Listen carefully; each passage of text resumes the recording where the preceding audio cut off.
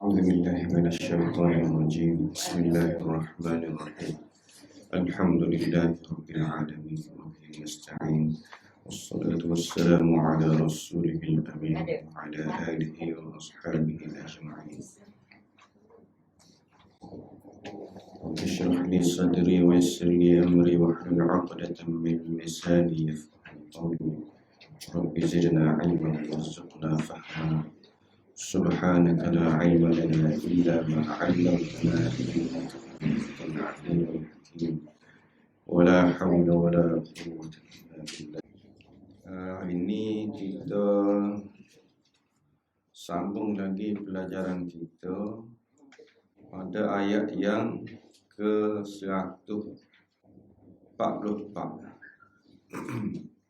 Ayat yang ke-144. Ayat yang ke-144 ini sebenarnya dia masih lagi duk bincang tentang peristiwa pemalingan kiblat. Peristiwa pemalingan kiblat daripada daripada Masjidil Aqsa, daripada ngadak ke Masjidil Aqsa itu dipalingkan kembali kepada Masjidil Haram ataupun Kaabah itu. Berkisah cerita peristiwa itulah, peristiwa pemalingan kiblat tu. Jadi kita bacalah dulu sekali lalu ayatnya. A'udzu billahi minasyaitonir rajim. Qad nara taqalluba wajhika fis sama' falanuwalliyannaka qiblatan tardaha fawalli wajhaka syatral masjidil haram wa haitsuma kuntum fawallu wujuhakum syatrah wa innal ladzina utul kitaba la ya'lamuna annahu al-haqqu min rabbihim wa ma Allahu bighafilin 'amma ya'malun. Kita terjemah harfiah sepintas lalu. Qad maknanya sesungguhnya. Asal makna dia itulah sungguh. Nara kami lihat, kami tengok, kami melihat. Taqalluba ni maknanya asal maknanya bolak-balik. Bolak-balik ataupun dalam sesetengah terjemah dia kata menengadah. Menengadah ataupun kalau bahasa kita panggil mendongak. Mendongak ni bukan sekali, berkali-kali. Taqalluba wajhik muka awak. Siapa awak tu? Nabi lah. Berkali-kali menengadah. Taqalluba. Berkali-kali mendongak. Berkali-kali melihat. Fis sama, ke langit. Melihat mana? Dongak mana? Dongak ke langit. Fa maka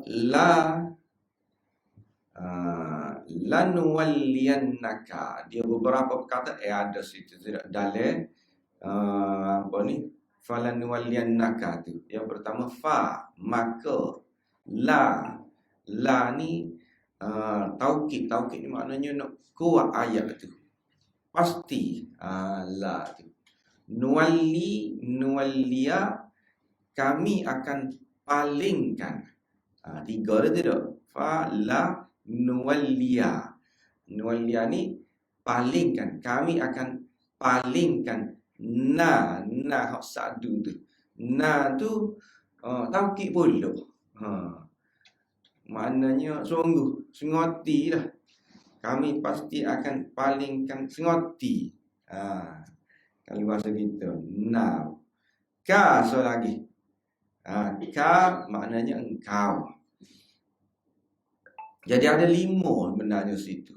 Dalam falan nuwalliyannaka, fa 1 la pasti, nuwalliya kami akan palingkan, 3, yang keempat na, 4 tu na tu yang keempat, ka tu yang kelima.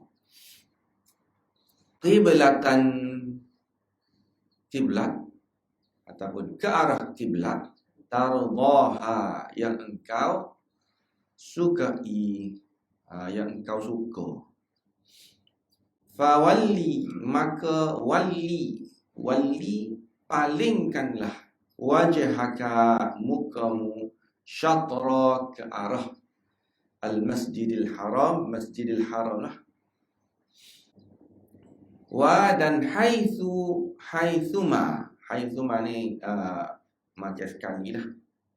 Haithuma di mana saja. Tu. Kuntum kamu berada. Fawallu maka wallu palingkanlah. Hak mula-mula fawalli tu dia suruh Nabi. Tuhan suruh Nabi paling ataupun ngadap ke Masjidil Haram. Fawalli wajhaka syatral Masjidil Haram itu hak perintah kepada Nabi. Fawallu wujuhakum syatrah, ni perintah kepada seluruh umat dia lah.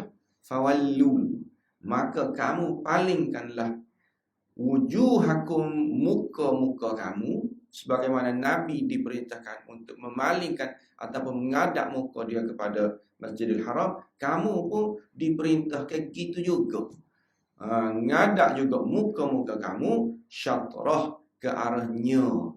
Nya mana tu? Nya Masjidil Haram lah tu. Ke arahnya. Nya itu kita panggil dhamir kalau dalam bahasa Arab.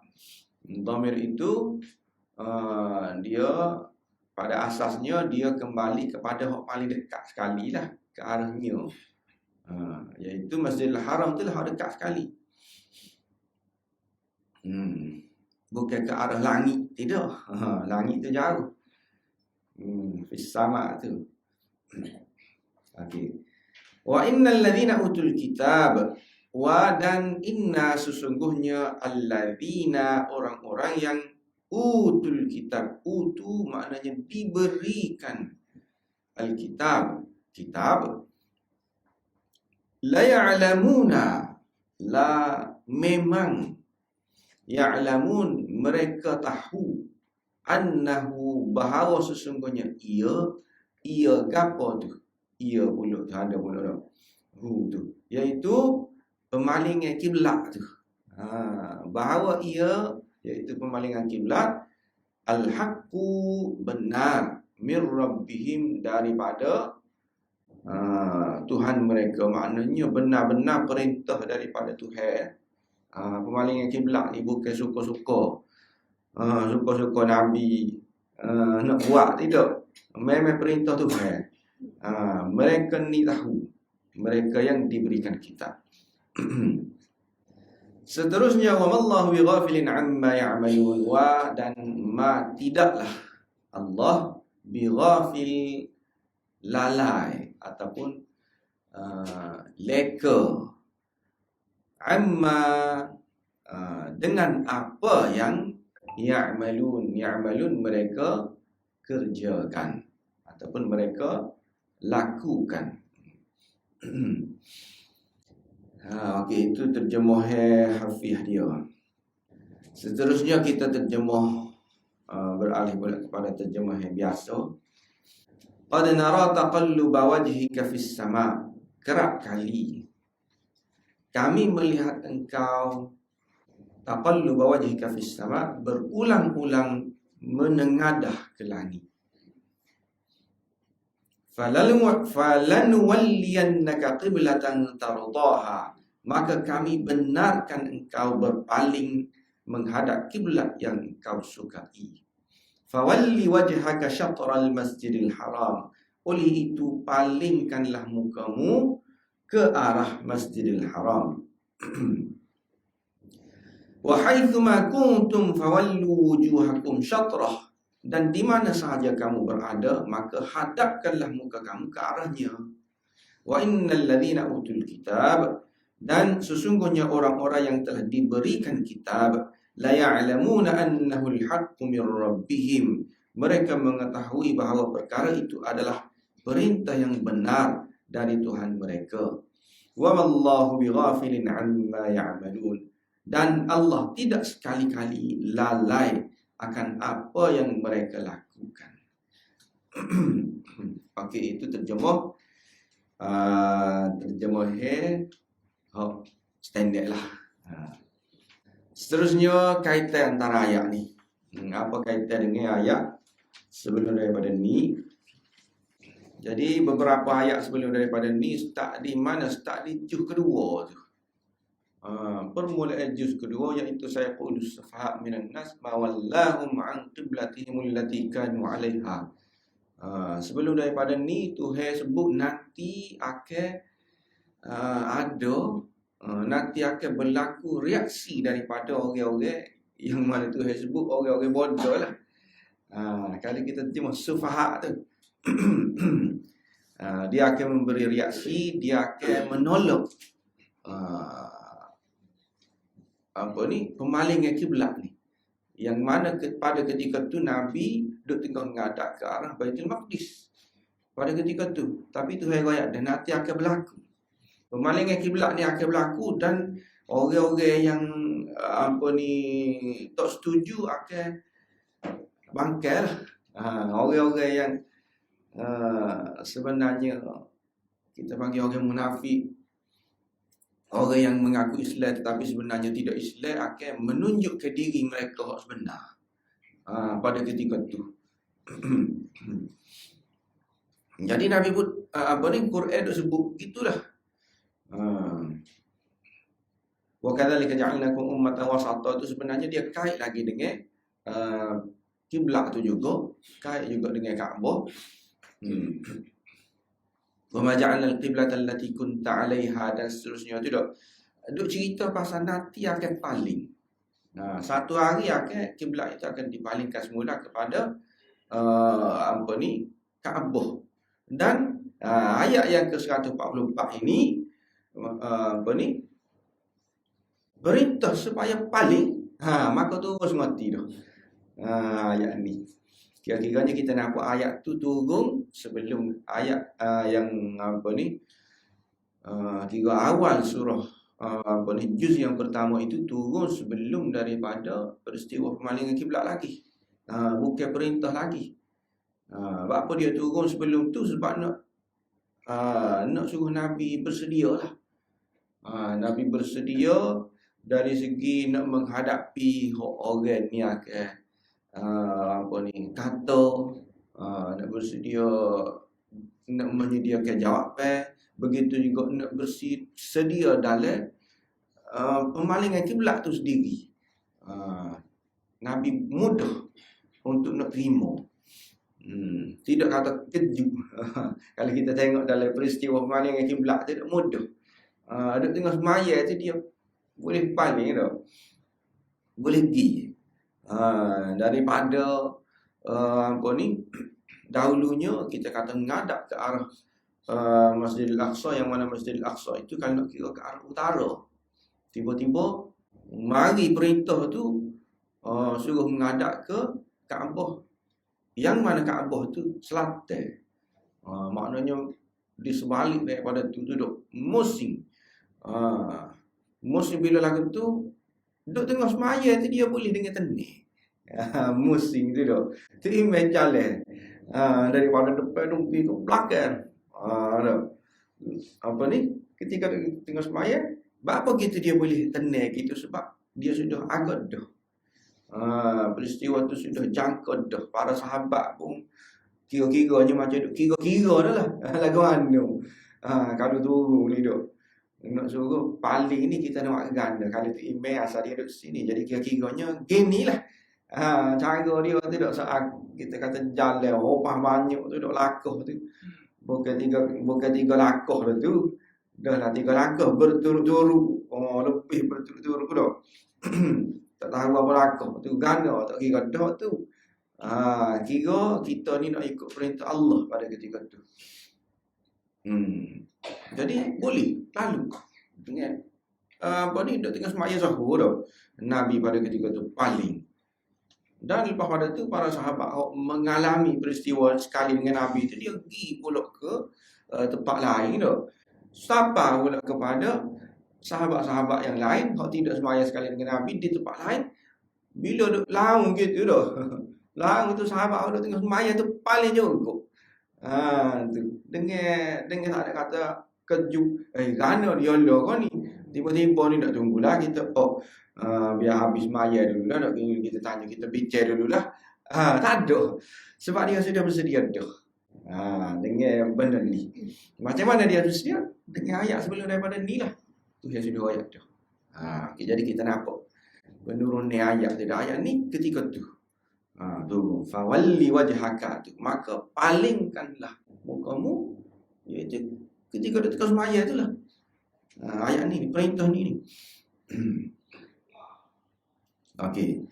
Kira-kiranya atas iman belakang lah ni iman. Iman pada ketika. Iman yang menyuruh kita ni berpaling. Tak ada masalah. Berpaling menghadap ke Masjidil Aqsa pun kerana beriman kepada Allah juga. Mengikut perintah Allah. Paling ke arah Kaabah pun sebenarnya kerana iman juga. Kerana perintah Allah juga. Bila perintah Allah berlaku, mudah. Dia ni nak sana, nak buat. Okey, seterusnya dari sudut bahasa. Mengikut bahasanya, ni nampak gayanya banyak-banyak ni sudah tak ada dah kecuali syatra tu lah. Syatra ni makna dianya ke arah. Ada juga syatra ni makna dianya sebahagian. Itu at-tuhur syatrul iman dalam hadis tu. Kebersihan itu adalah bukan ke arah iman tu. Sebahagian ataupun separuh daripada iman. Syatra juga at-tuhur syatrul iman. Seterusnya menurut hadis dan asar, ni kalau dalam Quran ni mungkin tak apa jelas peristiwa dia tu, peristiwa pemalinggan kiblat tu, tetapi kalau dalam hadis jelas. Dan hadis ni bukan ni saja, banyak lagi hadis-hadis yang lebih jelas lagi. Jadi kita ambil salah satu je lah. Ni riwayat daripada Barak, dia kata kami ni semaya bersama dengan Nabi ngadap ke arah Baitul Maqdis selama 18 bulan. Ada juga riwayat yang kata 17 bulan. Ada juga yang kata 16 bulan pun ada juga. Macam-macam riwayat lah. Tapi sekitar-sekitar tu lah. Sekitar 16, 17, 18 tu. Sebelum daripada tu ngadap ke mana? Sebelum daripada ngadap di 17 bulan tu sementara kepada Baitul Maqdis. Sebelum daripada tu ngadap ke Kaabah dah. Sebelum daripada ngadap ke Baitul Maqdis, iaitu ketika Nabi berada di Mekah tu, sebelum pergi ke Madinah memang ngadap ke Kaabah dah. Setelah pergi ke Madinah, awal-awal pergi ke Madinah tu baru diperintahkan ngadap ke Baitul Maqdis. Jadi dia kata setelah 2 bulan kita masuk Madinah, lepas tu kiblat pun setelah 2 bulan kami masuk ke Madinah, kiblat dipalingkan ke arah Kaabah. Setelah 2 bulan dia kata ni, kalau mengikut hadis ni kan, maknanya paling sebelum tu lagi. Sebelum masuk ke Madinah lagi sudah dipalingkan menghadap ke menghadap ke Baitul Maqdis dah. Sebelum masuk ke Madinah. Ada juga kata setelah masuk ke Madinah. Jadi semasa kita duk menghadap ke Baitul Maqdis tu, banyak kali lah Nabi duk kelih-kelih, duk lenggok-lenggok. Bahasa Kelantan lenggok lah, duk lenggok ke langit. Yang mana perbuatan Nabi duk lenggok-lenggok ke langit itu adalah dia ni suka nak suruh kalau boleh kak dalam hati dia, kalau boleh nak biar Tuhan ni suruh menghadap ke Mekah semula, suruh menghadap ke Kaabah semula. Diketahui daripada Nabi dulu lenggok-lenggok tu, duk tunggu wahyu turun nak suruh menghadap ke Kaabah semula. Tu. Lepas pada tu setiap kali Jibril turun dan juga naik ke langit, Nabi pun duk kelih-kelih lah. Jibril turun, perhatilah dia. Supaya kita duk tunggu bagai kita, duk tunggu bagai kita nak sapa. Setiap kali bunyi motor tu duk silent dia. Itu menunjuk kita ni duk nanti tu. Tak tahu lah dia lah ke duk silent. Bunyi motor pun duk, kita pun duk. Okay. Sebab bagai kita duk nanti tu.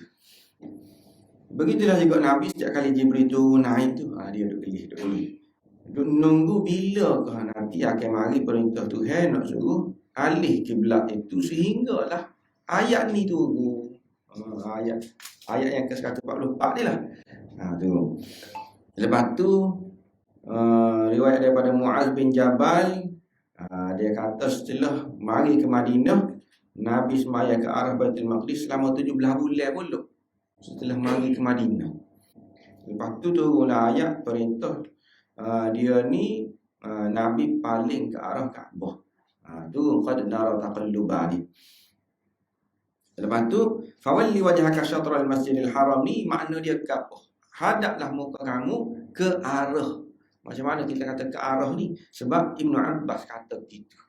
Ni tafsir daripada Ibnu Abbas, yang mana kalau kita tengok Ibnu Abbas ni dah banyak sekali kalau dalam bab nak tafsir ayat-ayat Quran ni dah.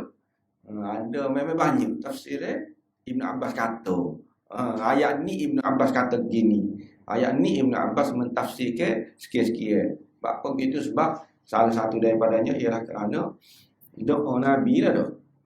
Allahumma alimhu ta'wil. Nabi suruh, Nabi minta dengan Tuhan biar dia ni pandai dalam ilmu tafsir lah. Ta'wil tu dah. Khusus doa kepada Ibnu Abbas ni. Jadi Ibn Abbas kata begitu, syatra ni bukan separuh, paling separuh muka kamu ke arah Masjidil Haram, tidak, paling ke arah. Lepas tu diriwayatkan daripada Ibn Abbas juga secara marfu', maknanya sampai kepada Nabi lah ni, bukan Ibn Abbas kata, bukan kata-kata Ibn Abbas sendiri. Kalau kata-kata Ibn Abbas itu kita panggil mauquf, boleh jadi dia tak sampai ke Nabi, mauquf. Ni marfu', maknanya Ibn Abbas ni ambil daripada Nabi. Dia kata Kaabah ni kiblat kepada ahli Masjidil Haram. Kalau orang yang duduk di Masjidil Haram, ngadap mana kiblat dia, orang yang duduk maya di Masjidil Haram tu duduk di mana? Mekah tu lah. Okey. Jadi kiblat dia ialah Kaabah. Memang dia kena ngadap situ. Memang kena tepat menghadap kepada Kaabah. Masjid pula kiblat kepada penduduk tanah haram. Orang yang duduk di Mekah tu pula, duduk di Mekah. Mekah ni tak semestinya di apa ni kita panggil di Masjidil Haram tu dah. Mekah ni luar. Jadi orang duduk di Mekah ni ngadap mana? Dia ngadap ke masjid tu. Bukan ngadap ke Kaabah tu, ngadap kepada Masjidil Haram tu. Lepas tu tanah haram iaitu Mekah tu pula adalah kiblat kepada penduduk bumi timur dan barat dari kalangan umat Nabi ni. Kita ni pula menghadap ke mana? Kita ni menghadap ke Mekah. Yang mana Mekah ni menghadap ke Masjidil Haram. Masjidil Haram menghadap ke Kaabah. Kira-kiranya menghadap ke tu belakanglah. Kaabah lah sebenarnya. Tapi nak bagi tepat betul pasal apa ni menghadap kepada Kaabah, itu agak mustahil lah. Lon ni boleh jadi agak tepat sikit dengan ada alat-alat baru dah. Kalau zaman itu sebelum daripada ada kita kata kompas ke apa dah, lagu mana Nak ngadap mana? Memang ngadap ke Mekah lah. Asal kau ngadap ke Mekah tu, yalah dah lah tu. Kira-kiranya, walaupun mungkin dia tersasar sikit tu, memang tak kena kepada Kaabah tu tu. Ngadap ke Mekah tapi dia pergi arah lain. Tak kena. Itu dimaafkan. Sebab itu di luar daripada kemampuan kita. Nak biar betul-betul tepat kena kepada Kaabah, itu memang susah. Tu. Tu siapa dia kata gitu tu? Nabi kata. Bukan kita kata kita mana-mana tak boleh. Orang memang kena tepat sungguh. Ikut mana-mana pun. Kalau tidak, kita jadi ngadak ke arah Istanbul ke sebagai Jawa tu. Jadi ngadak ke, kalau kira ni tak kena ni Kaabah ni, jadi ngadak ke Turki. Ngadak ke Sepanyol pula. Tidak. Ke arah tu yang ada tu. Ke arah itu tu ditanda dengan apa? Kalau kita ni kan ngadak ke arah timur tu. Betul tu. Apa ni? Ngadak ke arah barat tu. Ngadak ke timur matahari naik barat. Ngadak ke arah barat tu yang ada tu. Walaupun mungkin tidak tepat sepenuhnya, betul dah. Sebab Nabi kata begitu. Lepas tu diriwayatkan daripada As-Suddi berkenaan dengan wa innal ladzina utul kitab. Siapa orang yang diberikan kitab tu? Suddi kata orang Yahudi. Orang yang diberikan kitab tu. Okey. Habis itu seterusnya tafsir. Qad ini maknanya sesungguhnya. Kita panggil taukid. Taukid, sengoti. Qad. Kira-kiranya dia kait dengan gapo ni? Nara taqalluba wajhika fis sama. Sengoti kita tengok. Sengoti kita. Kisah lagi. Selepas daripada itu dia sebut nara, dan kalau kita perhati beberapa ayat daripada lepas daripada itu pun falanu walian, kami. Apa dia sebut kami sama tu tak?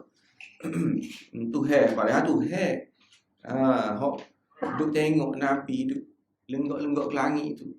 Itu siapa dia lagi? Tuhan lah. Lepas tu kami juga hok suruh palingkan kiblat tu. Apa dia sebut kami? Dan bukan ayat ni saja, banyak lagi ayat dalam Quran sebut kami semacam ini sebenarnya untuk mengagungkan. Agung. Memberi erti agung. Tuhan ni dia bahasa dia dengan kami. Agung lah tu. Agungnya Tuhan. Kalau nak kira ara lah kan. Ara, aku. Tapi dia sebut kami. Sebagaimana apa ni? Kalau kita wis halal tu, Assalamualaikum. Bukan Assalamualaikum kan? Assalamualaikum. Nak hormat lah tu. Hormat kamu. Kalau begitu juga orang kalau dia belajar bahasa Urdu tu. Bahasa Urdu. Apa ni? Untuk nak hormat seseorang tu, dia guna perkataan ab. Ab ni maknanya, asal makna dia kamu. Ramai kan? Tapi kalau seorang pun dia guna ab juga. Kalau untuk hormat. Jadi kita terjemah ab ini bukan makna kamu, ia jadi makna tuan. Tuan. Tuan. Encik kau ikutlah dah. Dia guna lafaz ramah tu. Untuk agung, untuk hormat. Lepas tu dia kait pula dengan nara taqallubu wajhika fis sama'. Pada nara taqallubu wajhika fis sama', kami melihat engkau duk lenggok-lenggok. Lenggok-lenggok muka engkau ke langit. Maknanya Nabi duk lenggok-lenggok ni kira-kiranya walaupun dia tak, Nabi tak doa. Bukan doa. Ya Allah tukarlah semula kiblat ini ke arah Kaabah balik tu. Ia tak ada sebut. Nabi tidak sebut. Tetapi keinginan dalam hati dia tu. Nabi nak gitu. Nabi suka lah gitu. Sebab tu disebut tardahal pada tu tu. Nabi suka. Walaupun tidak dinyatakan, tetapi Tuhan ni memang tengok sengoti. Dia nampak sengoti. Orang yang Kira-kiranya walaupun tidak sebut tapi doa lah tu juga tu dah. Dalam hati tu nak gitu. Orang yang berdoa ni Nabi memang apa ni Tuhan nampak semati. Jadi kira-kiranya untuk kita janganlah kita ragu-ragu ya Allah kau. Ya Allah kau Tuhan apa ni tengok kita. Kisah kau kita minta ni ya Allah dia cara kau dia awak tak tahu. Dok Tuhan tengok semati. Sebab tu dia kata qad. Ada qad itu. Taukid dah tu. Memang Tuhan tengok. Kalau orang hak berdoa kepada dia, cumanya adalah pula syarat-syarat orang hak berdoa, hak Tuhan tengok ni lagu mana. Ada. Orang hak gano hak Tuhan tengok. Orang hak Tuhan ambil berat pasal dia tidak. Adalah pula. Tetapi kadang-kadang apa kalau cukup syarat tu memang Tuhan tengok. Kita tak boleh ragu-ragu. Bahawa Tuhan ni dengar kau tak kita royak dah. Tidak. Memang dia dengar. Bukti dia sini lah. Qad. Dia guna. Jadi kalau orang tu berdoa dengan sungguh-sungguh, kira-kiranya Allah pun akan tengok sungguh-sungguh dan dia akan perkenalkan mati. Cuma Nabi ni lah. Sebab duk tengok-tengok memang duk doa lah. Walaupun tidak sebut dan memang tu perkenalkan sungguh. Nabi Nuh tu. Seterusnya nara ni juga qad nara. Nara ini adalah bukti bahawa Allah ini melihat. Bukti Allah ni melihat. Kalau dalam Quran agak mana bukti Allah melihat? Nara ni. Allah ni dia tengok kepada hamba-hamba dia, apatah lagi hamba minta dengan dia. Dia kau tengok. Nampak tak? Hak tidak minta. Apa ni kita kata hamba yang tidak taat pun Allah tengok. Apa tu lagi? Hak taat ada. Kau dia tengok. Gitu. Nara tu. Bukti bahawa Allah ni bersifat melihat. Melihat lagu mana? Hak tu kita tak boleh nak royak lah. Melihat gana tu melihat dengan apa ni selayak dengan Tuhan lah. Dia tengok supaya kita tengok kau. Tengok supaya binatang tengok kau. Perhati lagu mana hak tu selayak dengan dia. Duduk di mana di nara tu. Kita dapat ambil pengajaran daripada tu. Seterusnya taqalluba wajhika fis sama. Taqalluba wajhika fis sama. Nabi duk tengok duk lenggok-lenggok ke langit. Lenggok-lenggok ni berapa kali ni? Banyak kali ni. Banyak kali. Bukti dia ni taqalluba daripada perkataan kalau orang ngaji bahasa Arab dia guna perkataan tafa'ala, taqallaba. Taqallaba ni lenggok banyak kali. Nampak tak? Jadi ini juga saja bukti bahawa berdoa ini tak boleh minta sekali padan moga Tuhan tengok dah kan. Moga sebut Tuhan ni nara kan.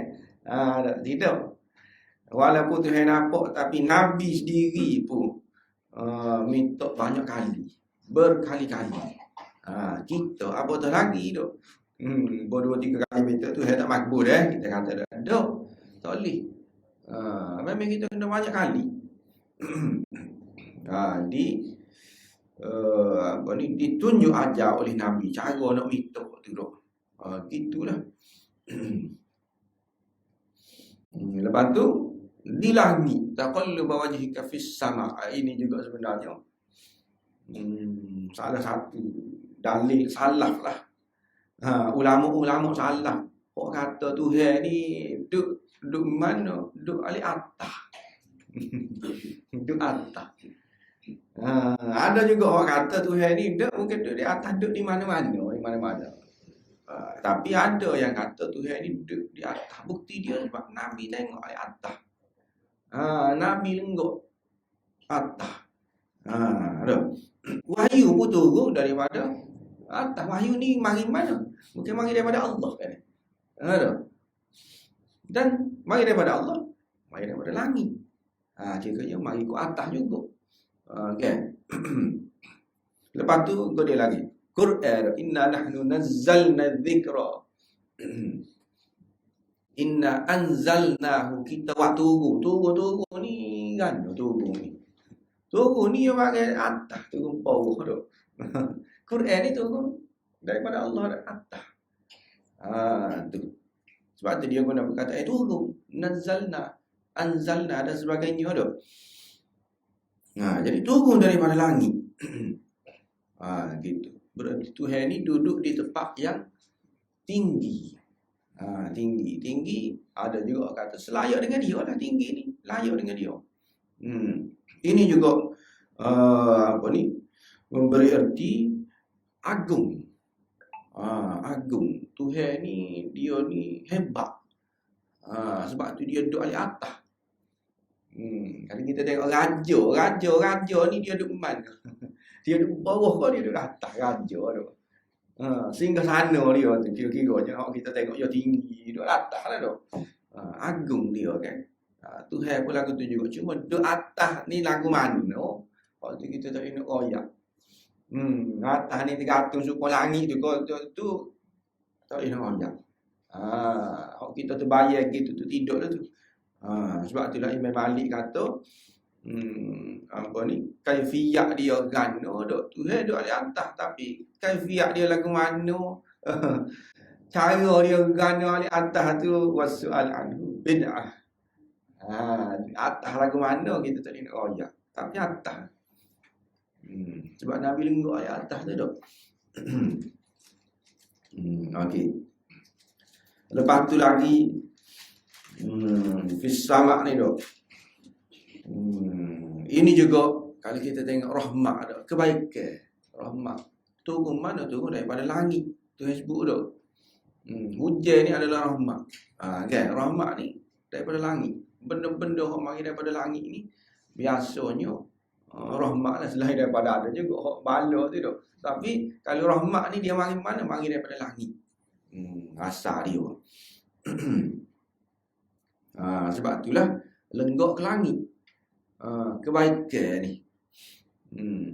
Walaupun kita kata itu tumbuh-tumbuhan tu hidup, nak boleh kau hidup kena ada bumi juga dah. Tapi dia tidak akan hidup walaupun ada bumi tu, walaupun ada tanah, kalau tak ada hak mari daripada langit, iaitu hujan tu. Kan? Kita ni pula kata juga hidup kita atas tanah, tetapi kita kena bergantung kepada hak atas juga. Di langit tu juga, iaitu siang malam gapo tu dah. Langit tu bergantung. Kurang-kurang kita kata bergantung kepada hujan. Kita ni dah, hujan ni mari mana? Mari daripada langit juga. Walaupun memanglah proses dia ni kait dengan hak di bumi dah. Campur-campur air laut tu dah. Naik langit. Turun mula. Memang tapi turun daripada langit. Gana-gana. Jadi langit itu kita panggil kebaikan lah. Jadi kebaikan hak Nabi harap sini kebaikan ke apa? Kebaikan tukar kiblat tu lah. Tukar kiblat tu kalau bagi Nabi kira-kiranya lebih baik lagi. Daripada hak dia duk tengok menghadap pada ketika tu, iaitu Masjid Al-Aqsa tu. Dia nak ke arah hak lebih baik lagi, iaitu menghadap ke Kaabah. Apa dia nak hak tu? Nanti kita bincang pada dia dah. Apa Nabi suka hak tu.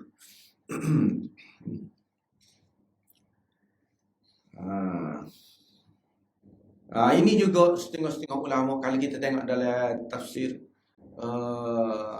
Qurtubi, dia kata bukti bahawa kita ni pada ketika berdoa kita boleh juga sesekali kita ni akak muka ke langit, tengok alik atas boleh juga, sebab memang dia turun daripada atas rahmat ke apa ni dah. Tapi bukan tengok sama, sebab Nabi tidak lengah tengok ketika berdoa, dia tengok sesekali.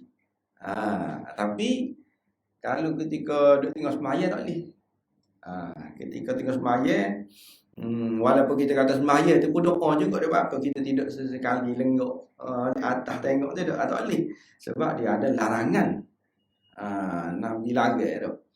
Kita ni ketika semaya lenggok ke langit. Antaranya ada dalam Sahih Muslim tu lah. Disebutkan Nabi lagai pada ketika semaya tengok ke langit. Kalau tengok juga pandangan dia tu tidak akan dipulangkan. Nabi sebut gitu tu. Pandangan dia tu akan diambil. Maknanya larangan lah tu. Beberapa hadis. Larangan pula larangan hok kerah. Tak boleh tengok langit pada ketika semaya. Cumanya pada ketika doa tu lah. Ada disebut boleh. Sesekali. Pada ketika semaya lagu mana? Pada ketika semaya ni ada ulama kata kalau semaya berimam tengok kepada tu imam tu. Kita makmum ni tengok ke tu imam. Tu imam tu tengok mana? Tu imam tu pula kalau dia semaya di depan Kaabah dia kena tengok ke Kaabah tu lah. Sebab tu ada fawalli wajhaka syatral Masjidil Haram. Hadapkanlah muka-muka arah Masjidil Haram. Orang yang semaya situ dia kena tengok ke Kaabah. Nampak tak? Orang yang semaya depan Kaabah kena tengok Kaabah. Orang yang semaya selain daripada tempat tu, kalau tu imam dia kena tengok ke tempat sujud. Ini mengikut mazhab Syafi'i tengok tempat sujud lah, dan juga jumhur ulama tengok ke tempat sujud kita. Tetapi ada juga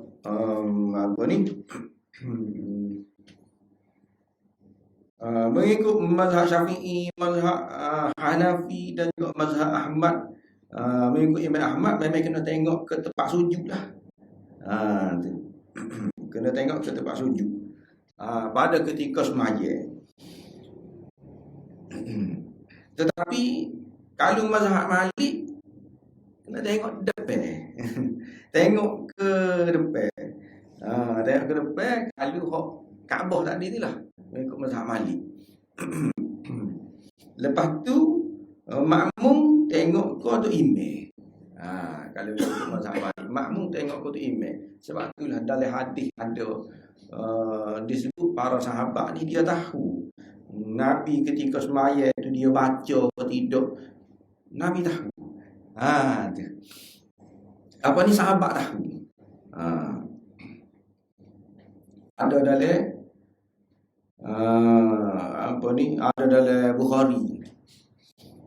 Dalam Bukhari para sahabat tengok Nabi ketika semaya tu macam duk geruk-geruk. Gimari-gimari. Lepas tu sahabat pun tanya lah apa. Aku tengok kamu ni duk ketika semaya nampak macam mundur maju gitu dah. Nabi pun kata sebab pada ketika tu aku dibentangkan kepada aku syurga dan juga neraka. Ketika Nabi duduk tengok semaya. Jadi ini bukti sahabat tengok ke Nabi. Pada ketika semaya dia bukan tengok ke tempat sujud. Dia tengok kepada Nabi. Yang mana Nabi tu jadi tu imam dia tu. Ada lagi ketika dibuat mimbar lah. Nabi pun naik semaya di atas mimbar tu. Nabi semaya, Nabi rokok, Nabi berdiri. Ketika Nabi nak sujud, Nabi pun turun. Nabi turun bawah daripada mimbar tu dan dia sujud bawah lah.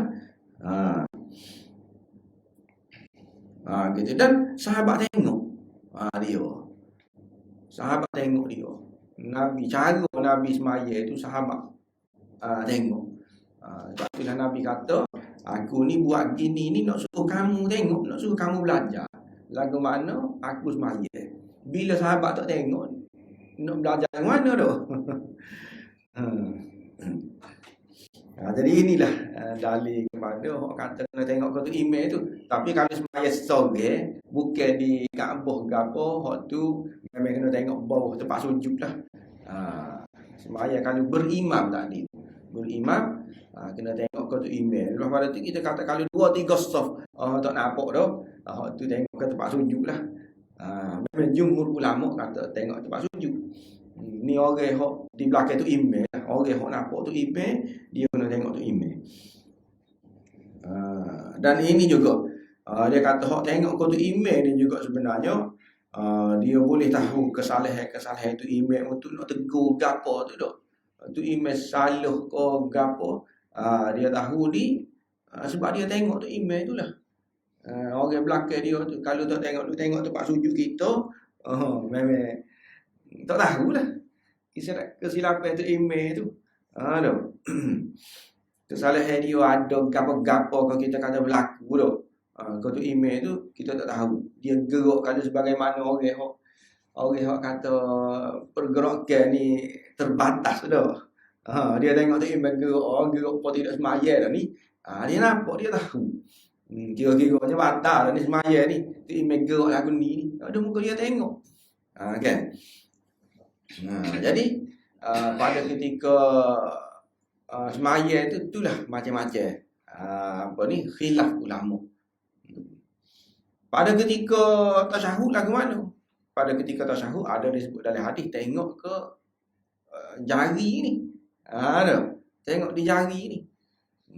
Tapi itulah perbincangan dia sebenarnya luah. Jadi hok tengok ke langit ni bukan ketika dalam semaya. Hok tengok ke langit ni. Seterusnya qad nara taqalluba wajhika fis sama' lanwalliyannaka. Ini maka ni kiranya Tuhan terima dah ni. Tuhan terima dah hak doa Nabi sebelum daripada ni, maka kami pasti kami sungguh akan memalingkan kamu ke arah kiblat yang kamu suka. Qiblatan tardaha. Kami pasti akan balik. Jadi kira-kiranya ni juga pengajaran kepada kita. Kalau kita ni berdoa sungguh-sungguh, kita minta sungguh-sungguh dengan Tuhan, apa-apa sajalah hak kita nak, maka Tuhan pasti akan terima. Tapi ada syarat-syarat dia, kena cukup syarat. Bila cukup syarat, maka Tuhan pasti akan terima. Tengok Nabi ni, falan waliyannaka. Tuhan kata kami pasti akan terima. Syarat-syarat dia salah satunya ada sebut dalam hadis dia. Ada orang tu mari dia sebut wa malbasuhu haram wa mat'amuhu haram dah. Wa mashrabuhu haram fa anna yustajabulah. Orang ni pakaian dia haram, ucap dia minum haram, makan dia haram. Pas lagu mana tu nak terima. Walaupun dia minta. Ni kita kena jaga juga. Antara sebab-sebab doa itu tidak dimakbulkan. Antaranya tadilah kita kena jaga belaka.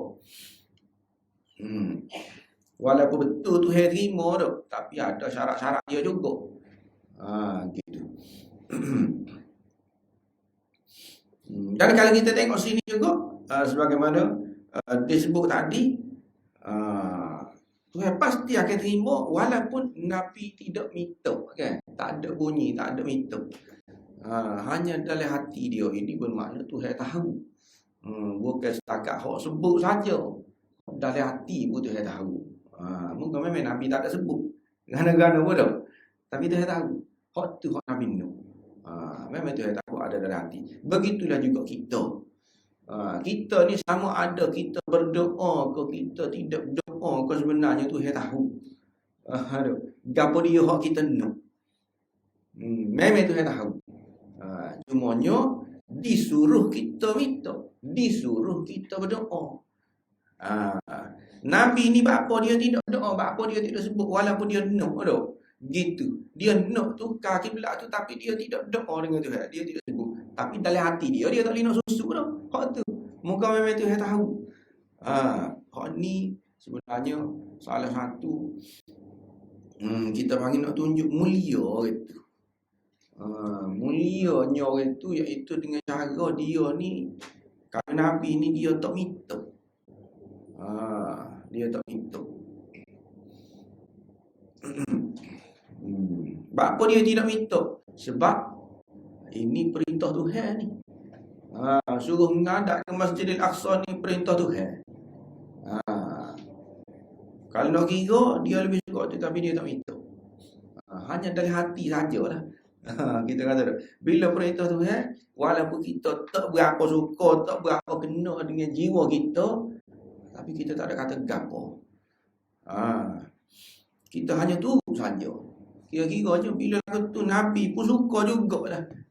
Jadi ngadak ke Masjidil Aqsa ni, dia jadi suka juga. Sebab itu perintah Tuhan. Kan? Cumanya kalau ngadak ke Kaabah tu dia lebih suka.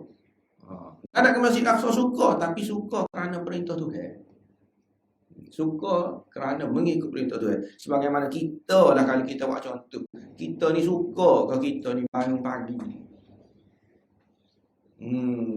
Apa lagi pada musim hujan duk bangun pagi ambil air semaya sejuk-sejuk ni duk pergi start motor. Siapa suka duk. Susah lagu tu. Siapa dia suka susah. Siapa dia suka benda hak payah. Payah kan tu duk. Nak bangun pagi-pagi. Gelap lagi orang lain duk tidur. Kita baru je tidur duk. Tiba-tiba nak bangun pula. Tak ada siapa suka asalnya. Tapi setengah-setengah orang tu dia suka orang tu.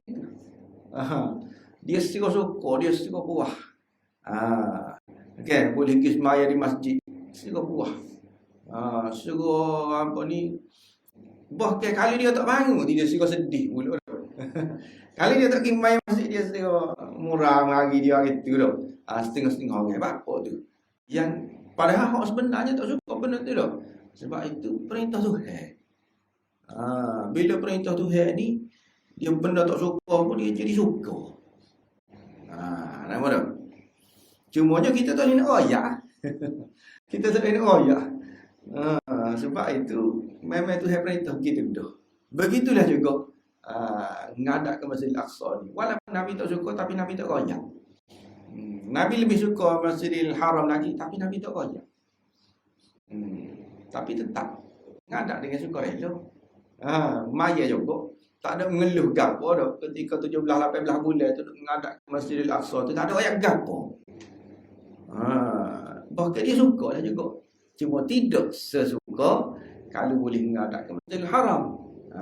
Kan? Jadi hak sebenar, hak Nabi suka ni hak mana? Ialah ngadak ke Kaabah tu lah, hak tu hak sebenarnya. Kalau dalam hati dia, walaupun dia tak royak. Kenapa Nabi suka ngadak situ ke Kaabah ni berbanding dengan Masjidil Aqsa? Yang pertama kerana Kaabah ini adalah kiblat yang pertama dibuat untuk untuk beribadat lah. Tu kiblat yang pertama. Rumah yang pertama dibuat untuk beribadat, bukan rumah untuk manusia. Dah rumah pertama untuk manusia. Rumah untuk beribadat. Inna awwala baitin wudi'a lin-nas lalladzi bi Bakkah mubarakah. Rumah yang pertama yang dibuat untuk manusia beribadat ni mana? Bi Bakkah, yang berada di Mekah tu. Itu sebab yang pertama Nabi suka.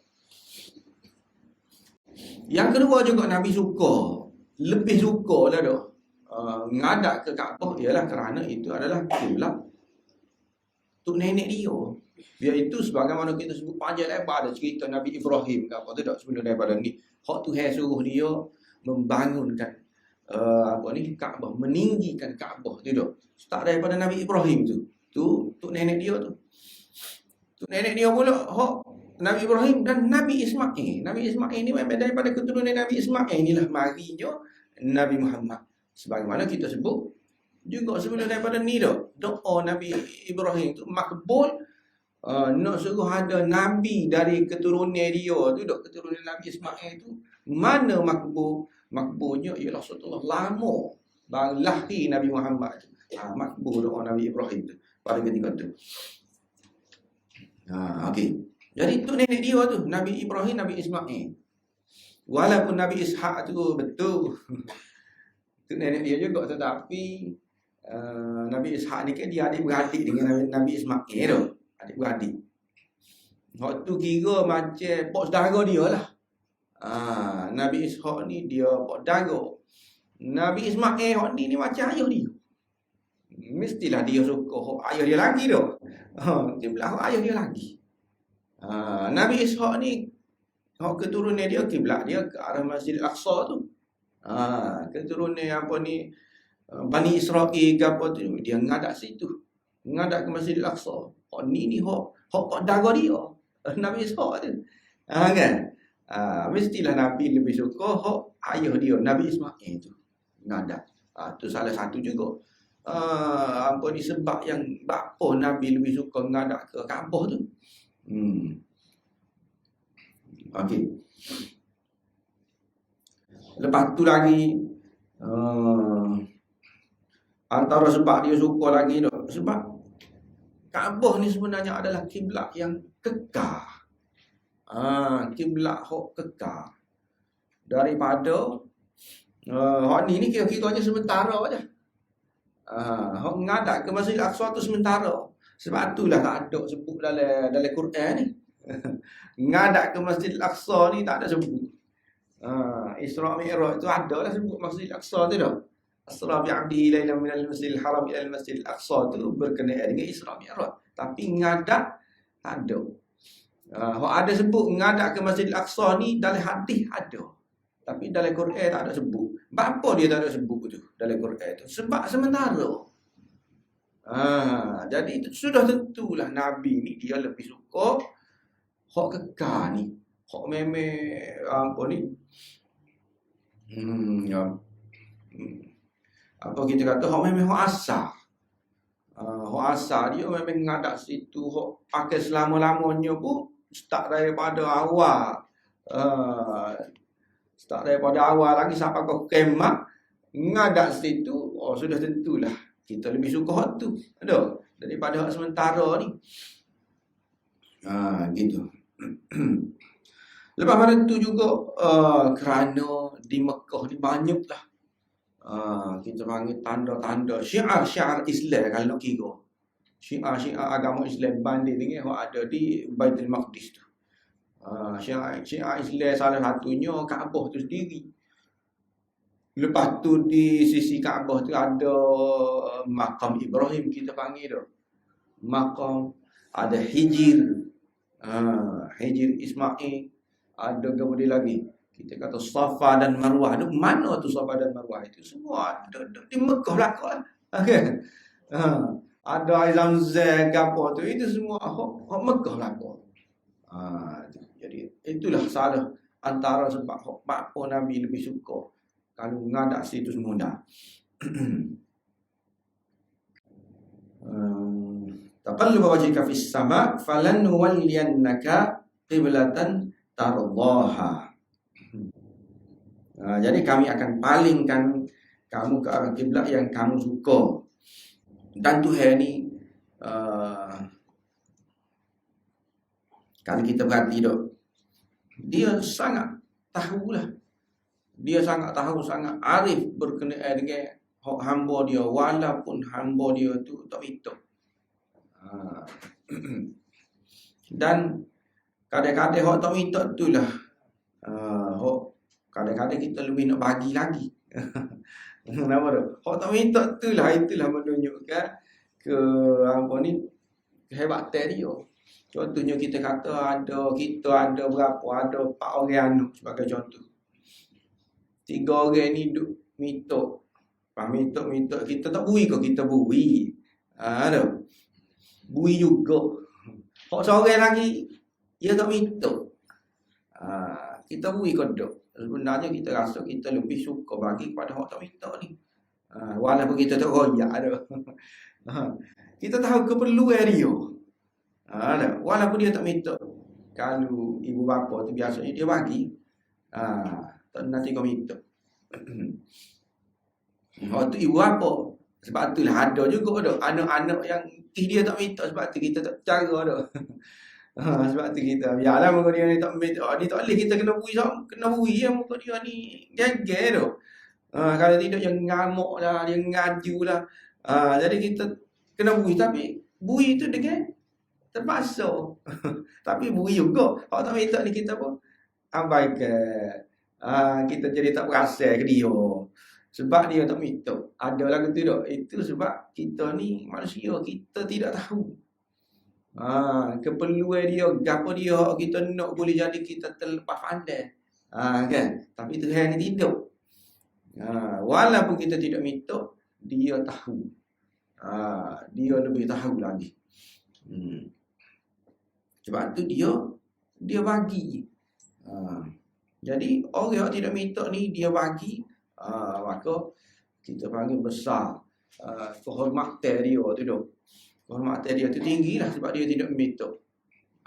Orang ni dia perlu dan dia minta. Sebagai contoh, minta pitih kuliah. Dengan cara dia minta. Orang bagi kan bagi, tetapi dia dengan cara gitu dah. Mana lebih mulia berbanding dengan orang tu dia perlu tapi dia tidak minta. Kan sudah tentulah dia tidak minta tadi tu dah. Tapi dia perlu. Dan orang tu dia minta dengan Tuhan. Orang yang tidak minta, dia minta ke siapa? Dia minta dengan Tuhan. Maka Tuhan Allah menggerakkan hati orang supaya bagi ke dia dengan cara dia tidak minta. Orang itu jadi seronok bui ya. Walaupun dia tidak minta dah. Itu sebenarnya penghormatan lah tu. Kita panggil kepada orang itu penghormatan. Sebab dia minta dengan Tuhan. Kira-kiranya Tuhan nak mulia ke dia. Sebab tu ada sebut dalam hadis tu. Dalam Quran ada sebut. Orang ni ada dia susah tetapi dia tidak minta. Dia perlu tetapi dia tidak minta. Ada sebut orang ni tinggi darjah dia. Ada sebut dalam Quran. Pada dia tidak minta lagu mana? Kita nak tahu dia perlu tidak. Kita lah pula. Kena ambil tahunya. Memang lagu tu. Orang yang tidak minta ni dia darjah dia beza. Dengan orang yang meminta-minta tu. Lepas pada tu seterusnya fawalli wajhaka syatral masjidil haram, maka waktulah perintah hadapkanlah muka kamu ke arah masjidil haram, masjid. Muka kamu, hadapkanlah muka kamu. Apa dia sebut muka? Muka je kena hadap. Tidak. Muka ni sebenarnya dia mewakili diri seseorang itulah. Diri. Sebab tu kita sebut muka. Muka mewakili diri. Sebabnya kalau kita tengok ke orang, kita tengok mana? Adakah kita tengok tangan dia ke, tengok kaki dia ke kita tengok muka tu? Kita akan tengok muka kan? Orang tu. Seseorang tu kita nak kenal dia mana, muka dia lah. Waktu hok asah dia nya gitu. Jadi muka itu mewakili diri. Dalam apa ni? Sebab itulah kalau orang yang bersalah gapo tu dah. Dia tutup gapo, dia tutup muka dia. Kan? Dah tangan dia bersalah, dah tangan dia ngopo tutup tangan lah, kita kata dah tangan bersalah. Dak dia tutup muka. Muka mewakili diri dia. Lepas tu dalam sembahyang ni ngadap, walaupun kita kata muka ni boleh paling dah. Cuma makruh lah. Tapi bukanlah kata kalau muka ni tak menghadap ke kiblat tu jadi batas sembahyang, tidak. Tapi kalau tubuh ni lari daripada kiblat, ni kena jaga tubuh ni dah. Lari daripada kiblat boleh jadi membatalkan sembahyang tubuh. Dia sebut, tapi dia sebut muka sini mewakili diri. Sebab muka ni juga adalah yang anggota manusia yang paling mulia di kalangan anggota-anggota dia lain. Muka ni lah. Sebab tu kalau kita kata malu ni kena malu muka. malu mata. Benda-benda ada di muka ni dah. Malu muka kita nak jumpa dia. Muka. Kita sebut betul lah. Padahal perbuatan kita buat ada. Perbuatan kita. Tapi kita kata malu muka. Kan? Maruah ke apa seseorang itu di muka dia tu lah. Sebab itulah kita kata secara semula jadi kan. Manusia ni kalau gapo-gapo dia akan tutup mana, dia akan tutup muka dia dulu, pertahan muka dia. Tu. Semula jadilah gitu. Bukan dia akan terhasil itu. Biasanya ada gapo-gapo dia akan tutup kepala. Tu sebab hak tu hak dia kira-kiranya paling mulia lah. Semula jadi dia akan jaga hak tu. Itu semula jadi tu, kan?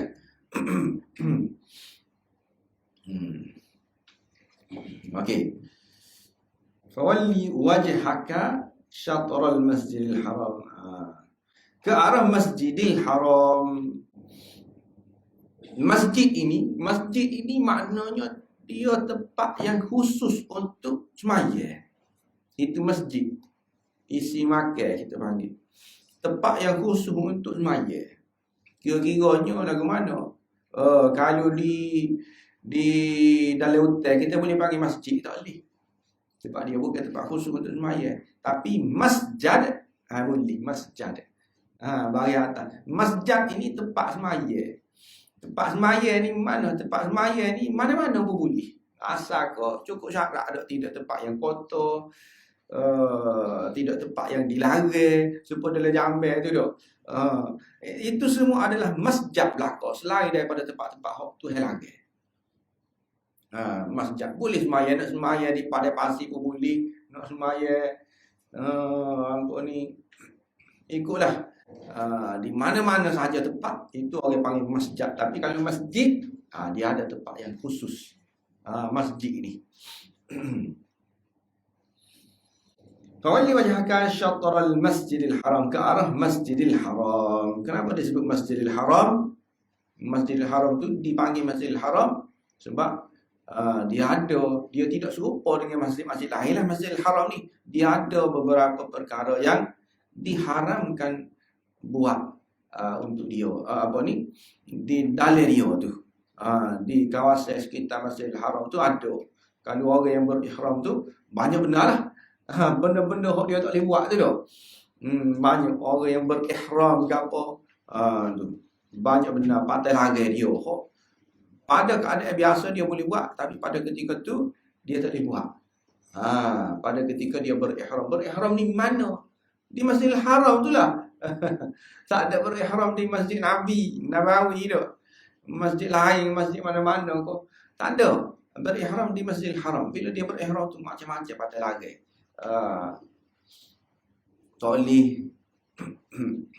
Tak boleh pakai wangi-wangi lebih-lebih. Kan? Di tempat lain boleh. Situ tak boleh. Tak boleh nak melih, tak boleh nak cabut tumbuh-tumbuhan sesuka hati, tak boleh. Itu sebab tu dipanggil Masjidil Haram. Lepas tu haitsu kuntum, fawalli wajhaka syatral Masjidil Haram, ini adalah perintah kepada Nabi. Dan setelah perintah kepada Nabi, Tuhan juga memerintahkan kepada umat dia. Bapa dia sebut kena 2 kali ni dah. Sebut 2 kali. Perintah Nabi dulu. Lepas pada tu perintah kepada umat dia pula. Wa haitsu kuntum fawallu wujuhakum syatrah. Di mana saja kamu berada, kamu kena ngadap ke arah Masjidil Haram tu lah, ke arah dia tu. Dia tu apa Masjidil Haram? Sebabnya ada juga dalam Quran perintah kepada Nabi tetapi tidak kepada umat dia. Nampak tak? Larangan kepada Nabi tetapi bukan kepada umat dia ada. Hani ni dia sebut 2 kali ni perintah kepada Nabi dan perintah kepada umat dia, nak suruh jelas benda ni. Bapa sebab ni dia berkait dengan rukun yang pertama, iaitu sembahyang tu. Jadi berkaitan dengan kita kata kalau benda-benda yang utama, benda yang asas ini dia kena jelas. Apatah lagi sembahyang ni memang asas sekali dah. Kira-kiranya dah kalau dalam Islam ni Asas kali semaya, kena jelas benda ni. Benda-benda hak asas ni. Kalau hak tidak asas, orang ni kata begini, orang ni kata begini, tak apa. Tapi kalau bab semaya ni, benda-benda yang asas ini tak boleh. Tak boleh nak khilaf. Dok orang ni kata tak apa. Ngadak kau Palestin boleh. Tak ada ni, tak ada khilaf. Dan sebab apa tak ada khilaf? Sebab Tuhan sebut jelas. Benda ni sebab jelas Tuhan sebut. Tak siwi khilaf lah. Wa haitsuma kuntum fawallu wujuhakum syatra. Di mana saja kamu berada. Berada ni di mana? Kita kata di darat ko, di padai pasir ko, di dalam hutan ko, memang kita kena menghadap ke arah tu. Ke arah Masjidil Haram ataupun ke arah Mekah tu lah. Kecuali kita kata ada yang ditunjukkan oleh Nabi sebagai contoh semaya-semaya sunat tu. Nabi ada juga ketikanya Nabi ni semaya atas kenderaan. Pada ketika tu tak tahu menghadap mana tu. Kenderaan dia tu tu. Dan tidak mesti pada ketika nak start tu kita kena menghadap ke kiblat dulu. Tidak mesti gitu. Kalau semaya sunat. Ikutlah dia bawa kita pergi mana pun dah. Kita tetap atas kenderaan itulah. Salah satu lagi juga dalam keadaan yang tertentu, iaitu supaya semaya khauf apa tu dah. Tu adalah pengecualian dia. Kita tak perlu menghadap ke ke kiblat. Duduk nanti ni duk musuh nak mari alik tu. Kena klik semua alik tu dah. Paling nak menghadap kiblat nak semaya dulu tak boleh. Tak ada. Semaya 2 waktu kita kata semaya subuh tiba-tiba mari musuh alik tu. Itu kita panggil semaya khauf dah. Maka kita memang kena klik tu semua. Lepas lah nak pukul 7 dah ni lah ke mana semaya subuh. Semaya. Walaupun duk menghadap situ semacam dah. Duk sepero tengok kat tu semacam semaya. Tu. Walaupun menghadap situ. Menghadap bukan di ke arah kiblat. Itu tak apa. Wa innal ladzina utul kitab, dan sesungguhnya orang-orang yang diberikan kitab kepada mereka. Siapa orang yang diberikan kitab kepada mereka? Iaitu orang Yahudi dan juga orang Kristian. Kalau Sunni ni dia kata orang Yahudi, tapi tidak orang Yahudi saja. Orang Kristian pun termasuk juga. Cuma orang Kristian ni dia tidak berat sangat ngadak ke ngadak ke mana-mana, dia tak ada. Orang Kristian ni dia ngadak ke arah Palestin juga, tetapi yang kita panggil Bait Laham. Bait Laham. Kalau dia jaga Bethlehem, betul. Bait Laham ni di kawasan Palestin tu lah. Waktu tu tempat lahir Nabi Isa. Dia akan ngadak situ lah. Sesetengahnya orang Kristian, orang Nasara, tapi ada juga setengah yang lain tak kira dengan ngadak mana-mana pun, dia tak berat mana. Bak ngadak ni, tetapi orang Yahudi memang dia ngadak ke Masjidil Aqsa tu lah. Tu kiblat dia start daripada zaman Nabi Ishaq lagi.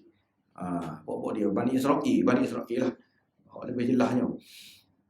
Dan demo-demo ni la ya'lamuna annahu al-haqqu min rabbihim. Dia memang tahu. Tuhan sebut. Puak-puak ni yang diberi kitab ni dia memang tahu. Bukan kata dia tahu gitu-gitu sama-sama kena mengadak ke kampung ni sama-sama saja dah. Dia memang tahu sengerti. Tu. Sebab tu dia bertaukid itu. Wa inna, sesungguhnya la ya'lamun. Tu taukid pula. La ya'lamun. Mereka ni memang tahu sengerti.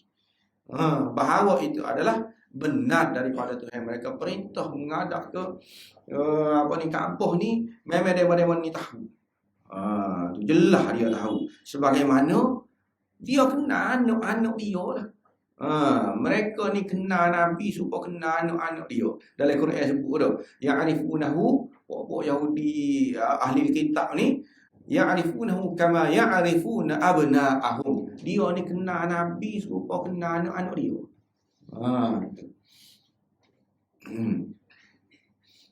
Okey. Jadi dalam kitab dia hanya kira-kiranya dia sudah tahu dah Nabi akhir zaman ni akan mari dan menghidupkan semula agama nenek moyang dia, iaitu agama Nabi Ibrahim tu. Memang sudah ada tersebut gitu. Dalam kitab dia. Dan juga kiblat Nabi akan mari ni dia akan berkiblatkan kepada Kaabah. Ni demo-demo ni sudah tahu dah. Dan betul ngerti tu riwayat gitu. Dalam kitab-kitab dia. Memang gitulah. Kalau ia pun apa sebab semua kitab yang ada pada buat-buat ni hak kita panggil ahli kitab ni adalah hak Tuhan belaka, hak Allah belaka. Jadi tidak mungkinlah kita panggil, kita kata bercanggah. Dalam kitab Taurat sebut lagu lain benarnya. Dalam kitab Taurat sebut memang suruh ngadak ke Baitul Maqdis selama-lamanya. Tidak. Dia akan ada isyarat-isyarat suruh ngadak ke Kaabah tu sebab Tuhan juga buat mari. Orang dulu kita panggil Tuhan dulu hak je buat turun kitab tu. Hak tu buat turun Quran, hak suruh ngadak ke Kaabah ni pun Tuhan tu juga. Kenapa dah? Hak buat mari kitab Injil pun hak tu juga. Buat mari kitab Taurat, kitab Zabur pun hak tu juga. Jadi bila lagu tu maklumat tu tidak mungkin kita panggil bercanggah. Dan demo-demo ni memang dia tahu. Memang dia kenal apa ni? Nabi. Ada juga sebut memang tak ada sebut dalam kitab Injil. Tak ada sebut pasal Nabi ni. Apa ni? Pasal Nabi akhir zaman ni tu. Pasal Nabi Muhammad tak ada sebut, tidak. Itu sebenarnya dia sudah selewing. Dia sebut tak ada sebut. Mana boleh kita nak percaya berbanding dengan hak Tuhan sebut. Tuhan sebut lagu mana? Wa idh qala Isa bin Maryam ya bani Israel inni rasulullah ilaikum musaddiqan lima baina yadayya min at-taurat wa mubashshiran bi rasulin ya'ti min ba'di ismuhu Ahmad. Tu. Apa ni? Tuhan kata kepada Nabi Isa tu. Apa ni? Nabi Isa iaitu kira-kiranya Tuhan dia, Nabi dia tu. Isa bin Maryam. Ya Bani Israel. Nabi Isa sendiri royak kepada Bani Israel. Inni Rasulullah ilaikum musaddiqan lima baina yadayya minat Taurat. Aku ni Rasul. Mari nak bawa kitab ni nak lebih membenarkan kitab yang sudah mari sebelum daripada ni. Iaitu kitab Taurat. Musaddiqan lima baina yadayya minat Taurat. Wa mubashshiran bi Rasul. Dan aku ni juga mari nak royak berita gembira pasal nanti akan ada seorang Rasul yang akan mari. Wasyiram bi Rasul ya'ti min ba'di ismuhu Ahmad. Nama dia nya itulah Ahmad ataupun Muhammad tu. Nama dia nya dalam perkataan itu. Dalam perkataan Hamida tu.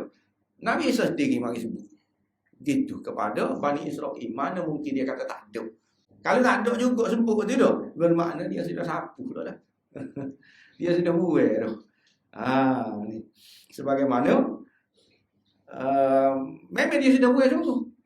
Sebab itulah dalam Quran ada sebut fawailul lil ladzina yaktubuna al-kitaba bi aydihim tu. Celaka bagi orang yang menulis kitab dengan tangan mereka tu mayaqulun hadza min indillah. Lepas tu dia pun mendakwa hak ni hak Tuhan. Tu. Mana kitab Injil, kitab Taurat tu lah. Bila tak ada dalam tu bermakna dia sudah tukar. Sebab sebenarnya Tuhan sebut ada. Okay. Dan dakwah dia tu sudah tentulah kita kata tertolong. Dengan hak Tuhan royak dia kali kita hak tu. Memang ada ngerti. Memang benar. Ya Allah ngerti lah. Sebut pasal pemalingan kiblat Nabi akhir zaman ni. Sikit-sikit sudah sebut, tetapi apa ni demo-demo ni kira-kiranya tak diterima lah. La ya'lamuna annahu al-haqqu min rabbihim. Buat ni memang tahu semati. Wa innal ladzina utul kitab la ya'lamuna annahu al-haqqu min rabbihim. Dan apa dia apa ni tak terima juga walaupun dia tahu kan, sebagaimana kita sebut dah banyaklah sebab-sebab dia tu. Buat ni tak terima. Nabi Muhammad kita salah satunya, kalau orang Yahudi kan memang dia kata sebab tidak keturunan dia. Tak pernah sabar. Ada apa Nabi apa ni, dia kata dalam kitab dia sebut tu, tapi dia kata tak pernah sabar. Gambar dah turun dari kalangan pokok kita Bani Israel, Nabi tiba-tiba nak marah di pulak. Dari kalangan bangsa Arab ni tidur. Bukan. Dia cuba nak tolong. Jadi sebenarnya hak ni kita nampak tuju kepada kaum Yahudi, ahli kitab pada ketika tu, tetapi sebenarnya dia kait juga dengan kita. Kita orang mana? Kita lon ni. Kita tahu hak ni betul, tetapi kita cuba nak tak si royak, tak si nyatakan, tak si buat. Tak si akui. Sebab apa kita tak si akui walaupun kita tahu benda tu betul? Kerana kepentingan diri, kerana nak jaga siapa-siapa tu ni, sebenarnya dia pun juga termasuk dalam kalangan demon ni.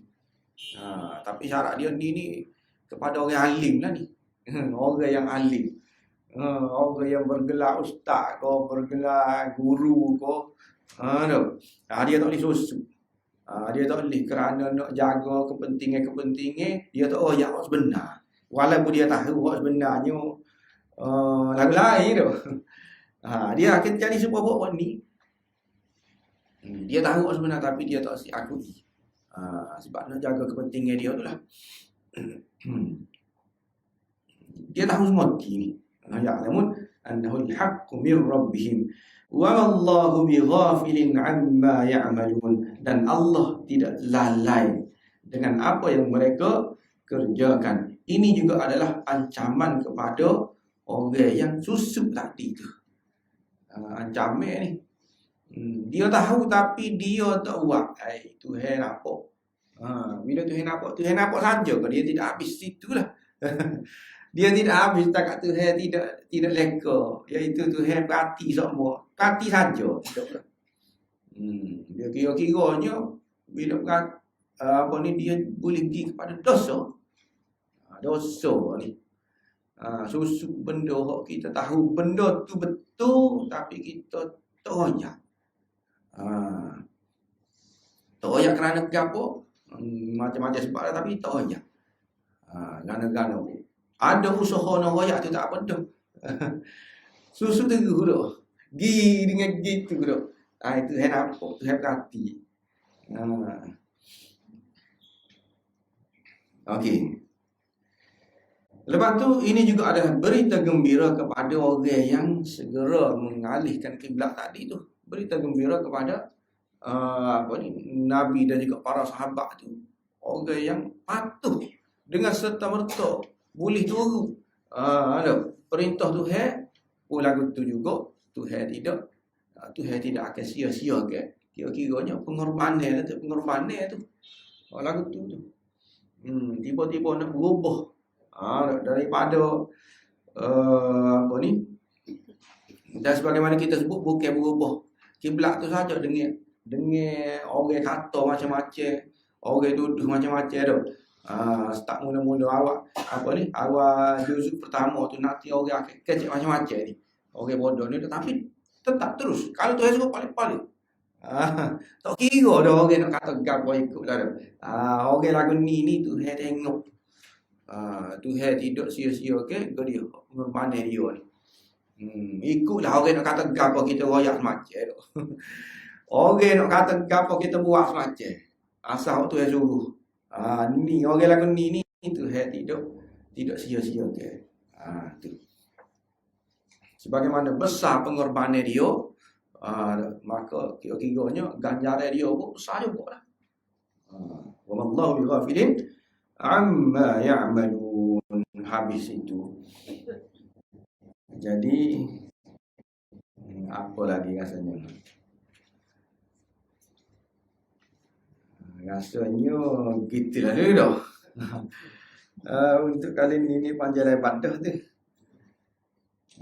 Ada apa-apa lah kemuskilan kalau nak tanya berkenaan dengan ayat ni, boleh kemukakan lah.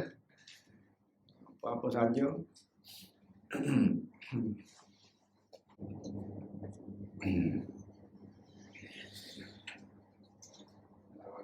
Waalaikumsalam. Ada buah soalan. Ada buah ayat Quran yang mengatakan waktu nanti dulu ketika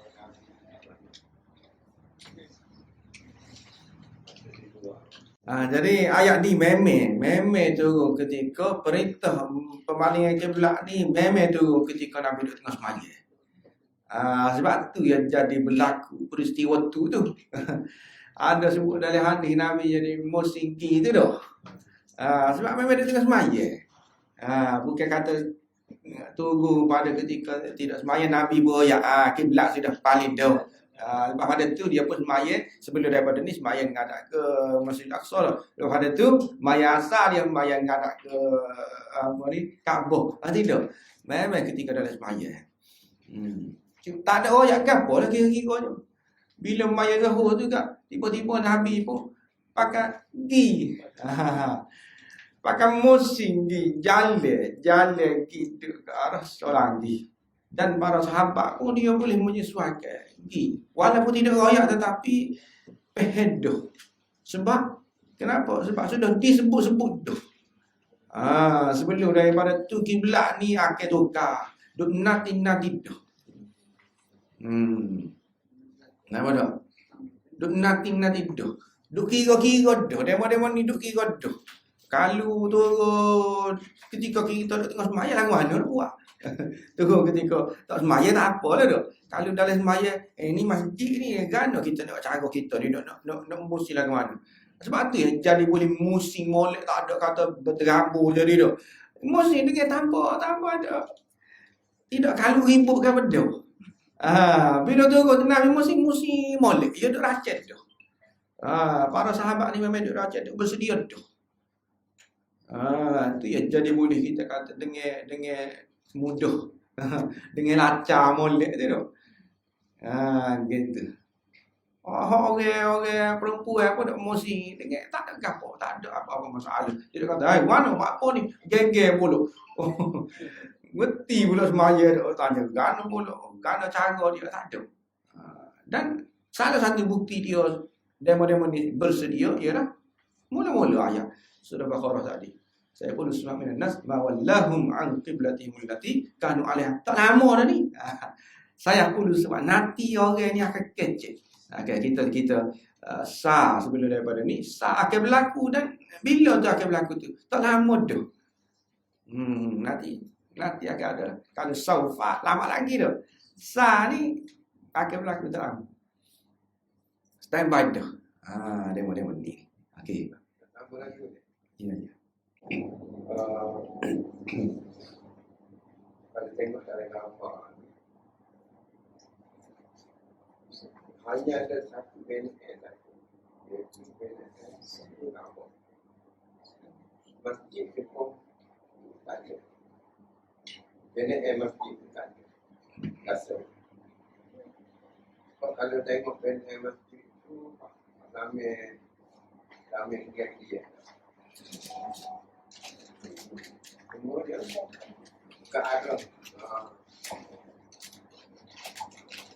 semuanya itu ke arah kampung. Pendek kampung pun tak ada.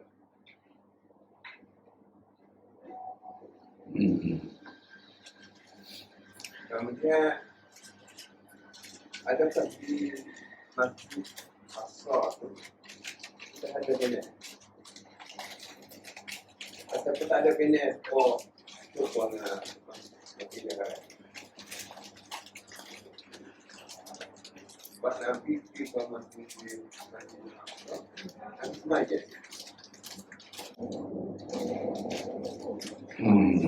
Kita menjelaskan. Okey.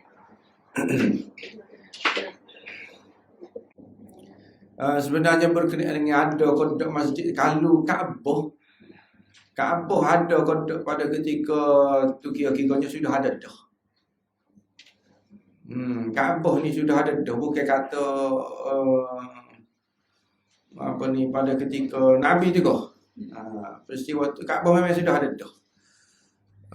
Sebab tu dalam peristiwa Fathih Makkah kan, Nabi balik, Nabi bawa cucu dia tu atas belakang tu dok nak jolok Kaabah apa ni nak jolok berhala ada atas Kaabah dia sebut kan. Berhala tu duduk di atas Kaabah, maknanya Kaabah tu sudah tinggi dah. Memang ada. Sebab tu duk jolok tu dah. Jolok atas Kaabah, lepas tu sahabat Nabi yang lain, Sayyidina Umar kalau tak silap, Sayyidina Ali dia mari pecah hak dalil kan. Hak dalil Kaabah tu. Nabi dengan cucu dia ni duk jolok atas Kaabah. Kaabah tu sudah ada dah. Pada ketika itulah. Cumanya masjid, kita nak kata masjid hak super lon ni memang tak lah. Sama sekali tidak lah. Tapi masjid dengan cara lagu mana,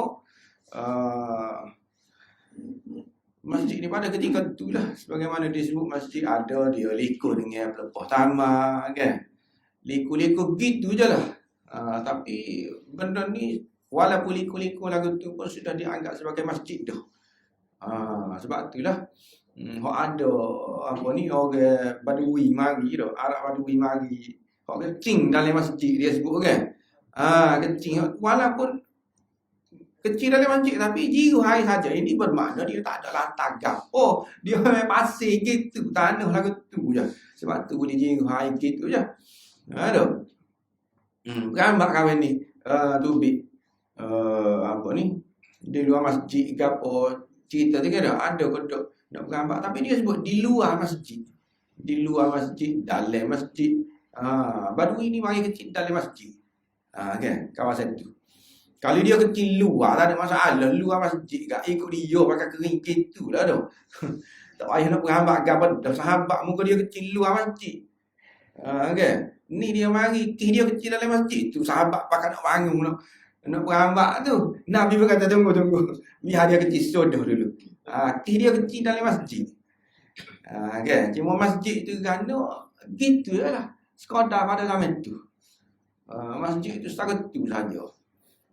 Tapi nak kata tak ada masjid. Dan satu lagi kalau kita tengok dalam peristiwa kan, peristiwa Isra Mi'raj ke apa tu dah, subhanallazi asra bi 'abdihi lailan minal masjidil haram. Isra ni start daripada Masjidil Haram ilal Masjidil Aqsa. Pergi ke Masjidil Aqsa, lepas tu baru naik langit tu. Dia sudah sebut sebagai masjid. Maknanya ada dah tempat tu. Tempat yang tapi kita tak boleh royak lah masjid sebuah tempat zaman ni kan. Tapi tempat yang khusus yang mana kalau orang apa ni ada ciri-ciri dia, ada benda yang kita tak boleh buat di tempat tu sudah ada dah. Benda yang kita tak boleh buat dalam masjid, ada benda yang kita apa ni, benda yang kita boleh buat luar dah, tapi tak boleh buat dalam masjid. Jadi kat situ tu walaupun likung gitu je tapi rasmi sebagai masjid. Sudah ada. Kadang-kadang pun. Dah. Gitu ada dah. Ya. Apa tu dalam sejarah biji Ismail yang masuk dalam Kaabah asalnya.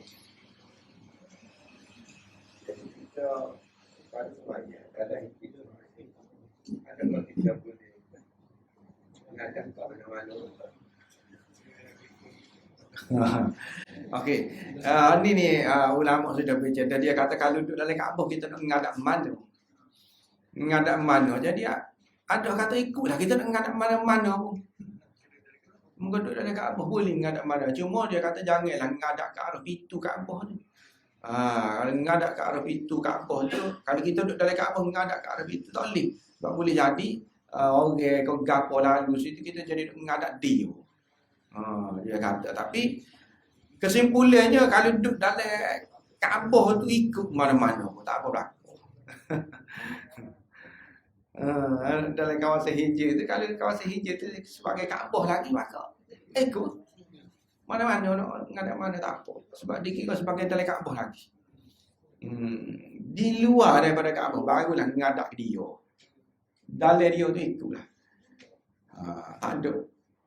Tak ada boleh kata kena ngadap bucun ni tak ada. Itu. Memang ulama sepakat gitu. Okey. Dah. Jadi rasanya itulah dia dah. Pelajaran kita untuk kali ini kita tangguhkan dulu, insya-Allah. Jumpa lagi dalam pertemuan kita yang seterusnya. Wallahu a'lam wa akhiru da'wana alhamdulillahi rabbil alamin. Subhanakallahumma wa bihamdika asyhadu an la ilaha illa anta astaghfiruka wa atubu ilaik. Sallallahu alaihi wasallam. Muhammadin wa ala alihi wa sahbihi wasallam. Alhamdulillahi rabbil alamin.